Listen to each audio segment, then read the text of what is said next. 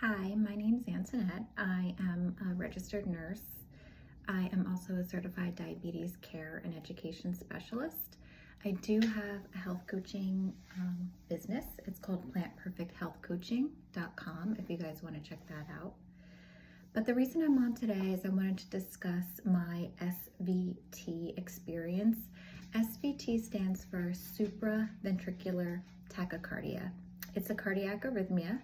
Supra stands for above, it's a Latin root word, and that means above the ventricles. So the heart has 4 chambers.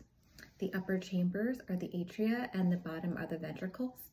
So this arrhythmia originates in the atria, and the SA node is the pacemaker of the heart. And what happens is sometimes there could be either an extra pathway or a misfire that causes this arrhythmia. So with SVT, it's a very rapid heart rate. It comes on very abruptly, and it usually stops just as abruptly. So my experience, I am 42 now. It started probably in my early 30s, where I had a couple of episodes of brief, very fast heart rate. You'll feel it come on. It almost feels like a skipped beat, and then all of a sudden your heart rate just starts rapidly beating. And so these episodes happen only a couple of times, and they were very brief. I just took a couple of deep breaths and they went away very quickly.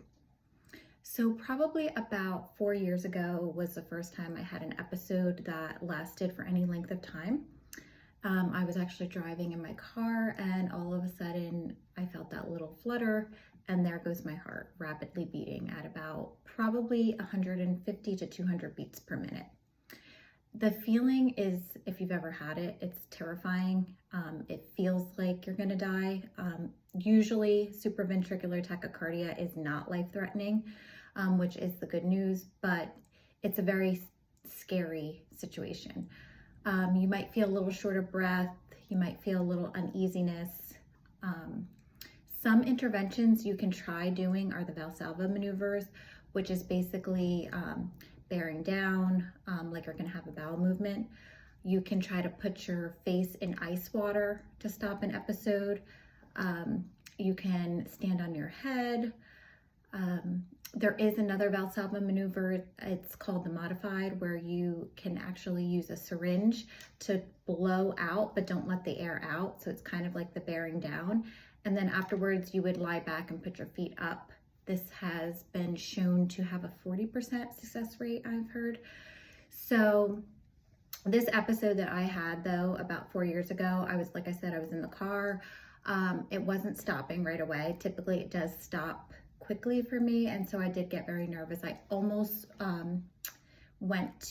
there was an EMS nearby, so I actually pulled into the parking lot of that EMS facility, and I was about to get out and call for help, but then it all of a sudden just abruptly stopped.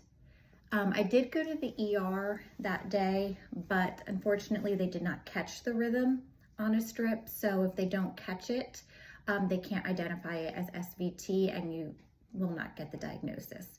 So oftentimes people are misdiagnosed for SVT as being told they have anxiety, a panic attack, but this isn't. This is an arrhythmia, and if you have it, you know you have it. So that episode happened, and I kind of, after 4 years ago, that's when I switched to a plant-based diet. I was exercising more. The episodes really didn't come back. I do also have anxiety, so I had a few episodes where my heart rate would go up a little bit just from anxiety, but you can really tell the difference by the onset. With anxiety, it's usually a slower onset where your heart rate will just slowly start to go up when you're getting very anxious from that flight or fight response. But with SVT, it's like a light switch. So I hadn't had an episode, was going along, doing very well. I had seen a cardiologist between this, had a stress test, an echocardiogram. And again, if you have any arrhythmia, I'm not a medical doctor, see your doctor. It's important to get, the tests done, which I did. Like I said, I had those tests were normal, and I hadn't had another arrhythmia. So this happened just recently. It was the worst episode I ever had.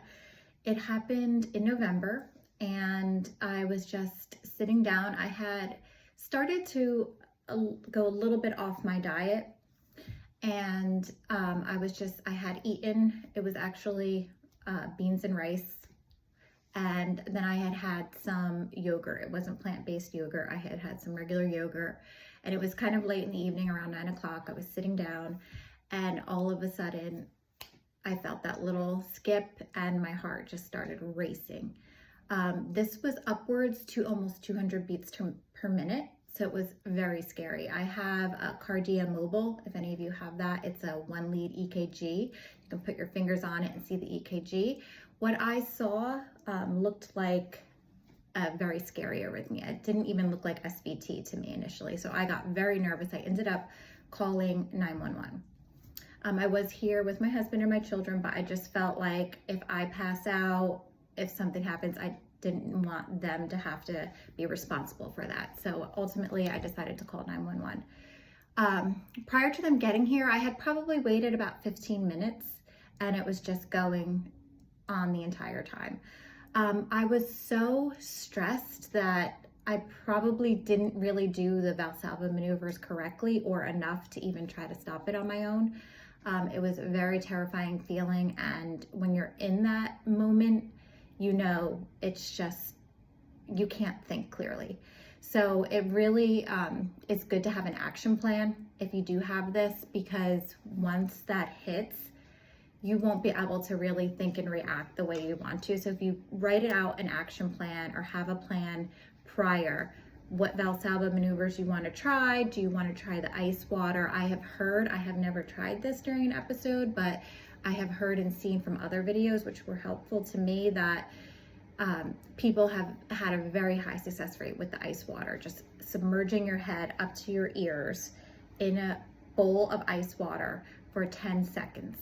And I've seen people say that that stops it 90% of the time. I don't know, I've never tried it, but it is something to think about.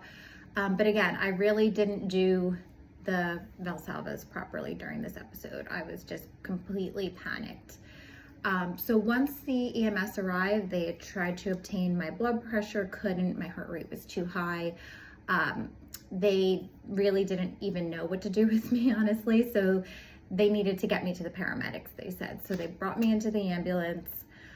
During the ambulance ride, we had gone to the EMS facility, actually the one that I had gone to 4 years ago that I never actually needed to utilize. And the paramedics came out. They put me on the EKG, and they did identify, they told me that I was in SVT. At that time, my heart rate was probably about 185 beats per minute. And they said that they were going to give me a medication. And any of you who've had SVT probably know adenosine is a medication that is given only through the IV. So they did start an IV, and what it does is actually stops your heart for a few seconds and then lets that rhythm, your heart, start going into a normal rhythm after it stops for a brief second. So the feeling you will get is a feeling of doom for a brief second when that medicine goes in. But at that point, I was just so, I'd probably been in the rhythm for about 45 minutes already, and I just wanted it to stop. If you've ever been in SVT for any length of time, you'll know, like, you just want it to stop. It is just a terrible feeling. So they told me when they were going to put the IV in, they put the medication in, and they raise your arm up so that that medication gets to your heart very quickly. And it's a very short acting medication. So it literally goes in and it acts, and then it's out of your system very quickly. So my heart, probably, it was just a very brief stop, probably under a few seconds. And you will feel like a heaviness when it first goes in. But then after that, my heart rate went back into sinus rhythm. It was still a little high, probably about 100 beats per minute, but it was out of the SVT arrhythmia. So they brought me to the hospital. They did some labs, monitored me for a little while, and then discharged me, told me to follow up with my cardiologist. So I have followed up with my cardiologist, and Honestly, there are a few things you can do for SVT. You can take a daily medication, which for me, I would really prefer not to take something every day. Some of the medications are beta blockers. The other interventions are a cardiac ablation. Cardiac ablation is a procedure and it is invasive. It's where they go up through the vein in the groin, the femoral vein, and they put a little probe up there, and essentially they find that pathway in your heart that might be misfiring or might be allowing that signal to go down the wrong pathway and cause the SVT, and they either burn, they use heat or cold to get rid of that pathway. So it's a very, to me, scary procedure, and I've seen many people post videos that have had really great success with that. So something I'm thinking about, but again, I haven't had frequent episodes. I don't know if that's going to change. Most of the cardiologists I see say that it is progressive. So if any of you have any updates, information, if you want to comment, like I said, I've probably had 4 episodes that I could recall ever. And like I said, I had a 4-year span in between. So I don't know if that's going to progress, if that's going to change. But right now, I was given a medication to take as needed if I get an episode to try to abort that arrhythmia. And that medication is called diazepam. It's a calcium channel blocker, and it does work to slow the heart rate down. So I do also have a beta blocker as an option as needed, propranolol, which also slows the heart rate. So right now, I don't know. I'm not sure if I'm going to get an ablation. I am going to see another electrophysiologist to kind of review my EKGs and see, what he recommends. So, if any of you have any experience like this, same as me, comment, let me know, and I will probably keep you posted. I am not seeing the other electrophysiologist for another few months, and hopefully that, I will not have another episode. But again, I'm going back to my lifestyle modifications very strictly. Like I said, I do health coaching and I eat an overall healthy diet, plant-based. I typically try to follow more of a Dean Ornish MD lifestyle, which is basically eating well, exercising, stress less, and love more. It is a great lifestyle to try to adhere to, and eating whole food, plant-based foods, less processed. If you can omit meat and go vegan, it is shown to be heart healthy in many studies. So I know there's a big push for carnivore and things like that as well, but the actual studies and data that I have researched all lean toward a plant-based as the best dietary option for heart health.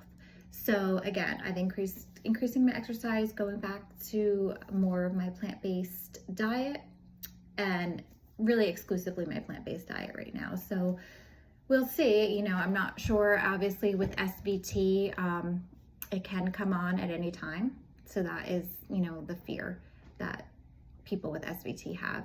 It's very scary. And, hopefully I don't get another episode. So that was my experience. Thank you. If you have any questions, let me know.